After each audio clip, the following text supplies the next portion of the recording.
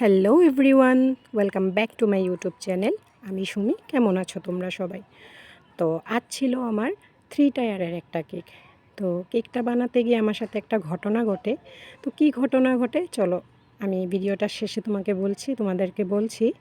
And এই যে দেখো কেকগুলো আমি ফিনিশিং দিয়ে নিচ্ছি। তো কেকটা ছিল আমার 18 ডিসেম্বরের একটা কেক। তো কাস্টমার আমাকে 3 দিন আগে কেকটা অর্ডার দেয়। তো আমি কেকটা না একদম আমার সিরিয়াসলি মাথা থেকে বেরিয়ে গেছে যে আমার একটা অর্ডার আছে 18 তারিখে।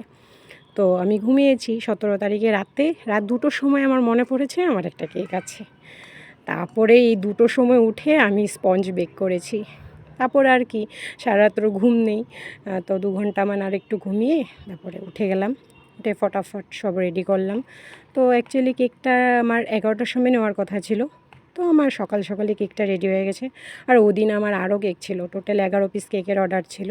আমি সচরাচর ভুলি না, বাট ওদিন জানি না কেন আমার কী হয়েছে, আমি একদম আমার মাইন্ড থেকে বেরিয়ে গেছে যে আমার 3.5 কেজি একটা কেকের অর্ডার আছে। তো দেখো কেকটা কেমন হয়েছে, একদম প্রপার একদম ভালোভাবে আমি সেটিং করে নিয়েছি কেকটা। অনেক দূর, কাস্টমারটা অনেক দূর থেকে এসেছিলো, একদমই অসুবিধা হয়নি।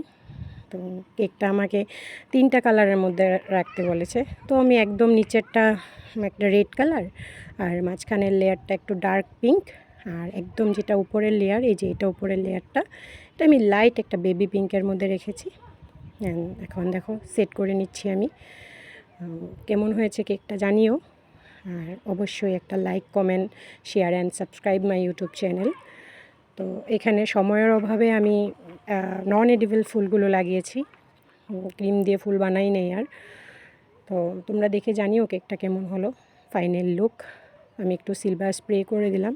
বিশ্বাস করো এই স্প্রেটা করলে না একদম কেকটা জাস্ট শাইন করে, অনেক সুন্দর লাগে, সামনের থেকে অনেক সুন্দর লাগতেছিল কেকটা।